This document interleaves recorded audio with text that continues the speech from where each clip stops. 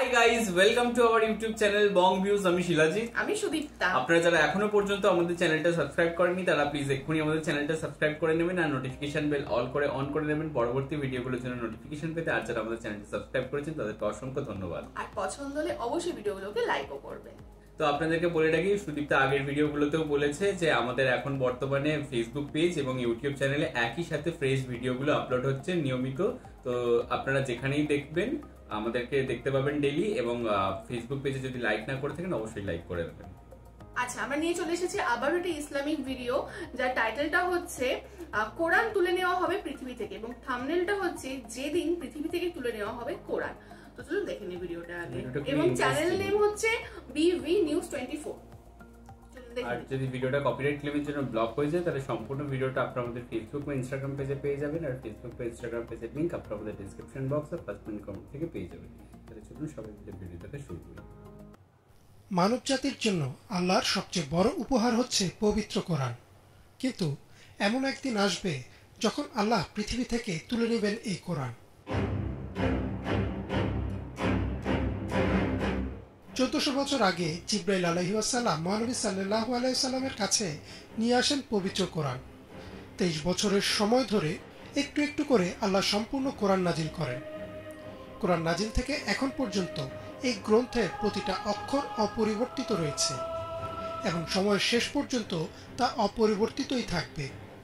এ সম্পর্কে আল্লাহ বলেন, নিশ্চয় আমি কোরআন অবতীর্ণ করেছি এবং আমি এর সংরক্ষক। তবে এমন একটা সময় আসবে যখন মানুষ কোরআনকে ভুলে যাবে।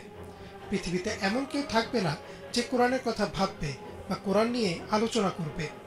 তখন আল্লাহ এই পৃথিবী থেকে কোরআন তুলে নেবেন এবং এরপরই ইসরাফিল আলাইহিস সালাম সিংহায় ফু দিবেন আর এই মহাবিশ্ব ধ্বংস হয়ে যাবে। কিয়ামতের আগে পৃথিবীতে কোনো মুমিন মানুষ থাকবে না। কিয়ামত আসবে পৃথিবীর নিকৃষ্টতম মানুষদের উপর। আনাস ইবনে মালিক রাদিয়াল্লাহু তাআলা আনহু থেকে বর্ণিত, রাসূলুল্লাহ সাল্লাল্লাহু আলাইহি ওয়াসাল্লাম বলেন, কিয়ামত শুরু হবে না যতক্ষণ না পৃথিবীতে এমন কেউ অবশিষ্ট থাকবে না যে বলবে আল্লাহ আল্লাহ। অর্থাৎ কিয়ামতের আগে সব বিশ্বাসীরা মারা যাবেন। আবু হুরায়রা রাদিয়াল্লাহু তাআলা আনহু থেকে বর্ণিত, রাসূল সাল্লাল্লাহু আলাইহি ওয়াসাল্লাম বলেন, আল্লাহ ইয়েমেন থেকে একটা মৃদু বায়ু প্রবাহিত করবেন। সে বাতাস রেশমের মতো মসৃণ হবে এবং যার অন্তরে এক বিন্দু পরিমাণ ঈমান থাকবে সেই বাতাসে শান্তির মৃত্যু বরণ করবে। এরপরই আল্লাহ কোরআনকে পৃথিবী থেকে উঠিয়ে নেবেন। মানুষের অন্তর থেকে পৃথিবীর সব মুদ্রিত বইয়ের পাতা থেকে কোরআনের সব অক্ষর উঠে যাবে। এমন লোক থাকবে যারা একসময় হয়তো কোরআনের কোনো আয়াত বা সূরা অথবা সূরার অংশ বিশেষ জানত, কিন্তু তারা ঈমানদার ছিল না। তাদের অন্তর থেকেও মুছে যাবে কোরআন। তারা কোনোভাবেই কোরআনের কোনো অক্ষর মনে করতে পারবে না। এ সম্পর্কে আব্দুল্লাহ ইবনে মাসউদ রাদিয়াল্লাহু তাআলা আনহু থেকে বর্ণিত, কোনো এক রাতে কিছু একটা আসবে এবং সে কোরআনকে তুলে নিয়ে যাবে। এরপর মুসহাফ বা মানুষের অন্তর কোথাও একটা আয়াতও অবশিষ্ট থাকবে না। অর্থাৎ পৃথিবীতে কোনো মুসলিম থাকবে না। কোরআন তুলে নেওয়া হবে এবং কাবা ঘরও ধ্বংস করে ফেলা হবে। তখন পৃথিবীতে থাকবে নিকৃষ্টতম মানুষ, যারা প্রায় পশুর মতো জীবনযাপন করতে থাকবে। এরপরই কোনো এক সময় আল্লাহ ইসরাফিল আলাইহিস সালামকে নির্দেশ দিবেন সিংহায় ফু দেওয়ার জন্য, আর সেই সিংহার শব্দে পুরো মহাবিশ্ব কেঁপে উঠবে। গ্রহ নক্ষত্র কক্ষচ্যুত হবে, সূর্য নিভে যাবে, আকাশ হয়ে যাবে অন্ধকার, আর মানুষের উপর নেমে আসবে ভয়াবহ কিয়ামত। ইমরান মাহমুদ, বাংলা ভিশন।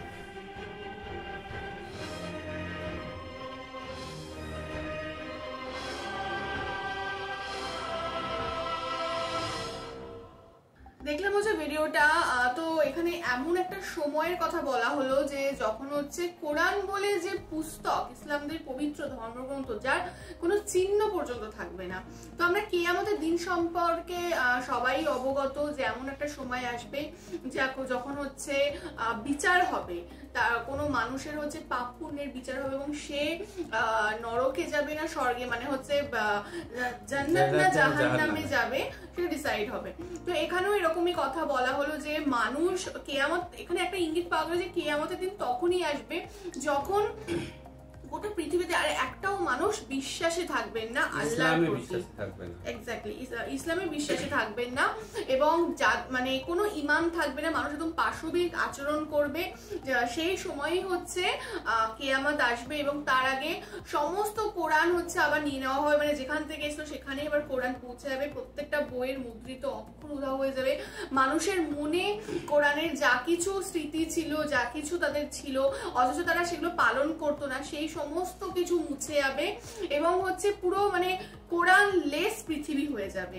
এবং শেষ দিন একটি হাওয়া বইবে, মিষ্টি একটি বাতাসের কথা বলা হলো, হ্যাঁ একদম রেশমের মতো মসৃণ, এবং সেই বাতাস যখন প্রবাহিত হবে কোনো মানুষের মনে তখনও পর্যন্ত যদি একটু ঈমান থাকে সেই বাতাসের ফ্লোয়ের জন্য আর কি শান্তির মৃত্যু বরণ করবে, এবং যারা অবশিষ্ট থাকবে তাদেরকে গণ্য করা হবে তবে নিকৃষ্ট থেকে নিকৃষ্টতম মানুষ, এবং সেই সময় হচ্ছে কিয়ামত আসবে। এই পুরো জিনিসটা এখানে সুন্দরভাবে বোঝানো হলো। তবে এখানে একটা জিনিস হচ্ছে যেটা আমরা ভিডিওতে দেখতে পেলাম, এটা হয়তো এডিটারিরই প্রবলেম, যে তারা যখন নিকৃষ্ট মানুষের কথা বলা হচ্ছে তখন দেখানো হচ্ছে যে মেয়েরা আর কি পার্টিতে নাচছে বা এরকম কিছু অংশ দেখানো হচ্ছে, বারবার যখন বলা হচ্ছে তখনই এই জিনিসটা দেখানো হচ্ছে। তো পৃথিবীতে তো নিকৃষ্টতম কাজ আরো রয়েছে, যখন যারা হচ্ছে ধর্ষণ করছে, যারা খুন করছে, যারা চুরি করছে, যারা মানুষের ক্ষতি করছে, সেই সমস্ত জিনিসগুলো তো মানে গণহত্যা, টেরোরিজম, হ্যাঁ মানে প্রচ্ছদ হিসাবে দেখানো যেতে পারতো। তো সেখানে শুধুমাত্র এই ডান্সের ভিডিওটাই কেন দেখানো হচ্ছে?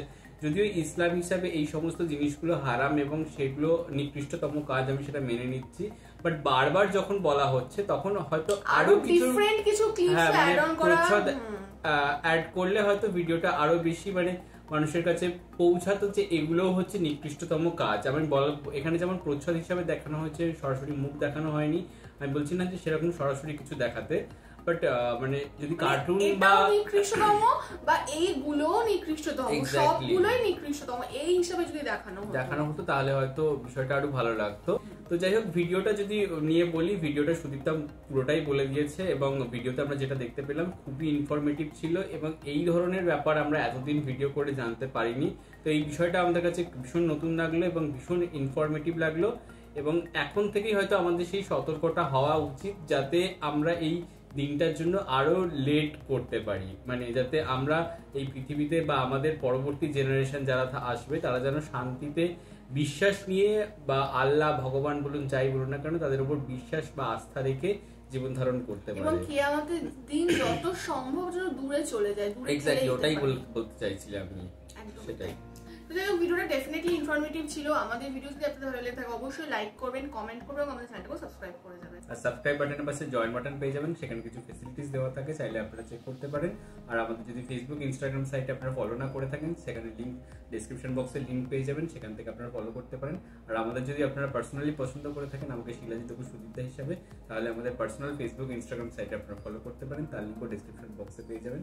আর আমাদের সাথে কানেক্টেড থাকার জন্য আমাদের যে ফেসবুক গ্রুপটা রয়েছে বং ভিউজ নামে, সেখানে আপনারা জয়েন করে আপনারা আপনাদের মনের মতো সমস্ত কিছু পোস্ট করতে পারেন, তার লিঙ্কও ডেসক্রিপশন বক্সে খুলে পেয়ে যাবেন। দেখা হচ্ছে পরবর্তী ভিডিওতে, আজ এ পর্যন্তই, টাটা, নমস্কার।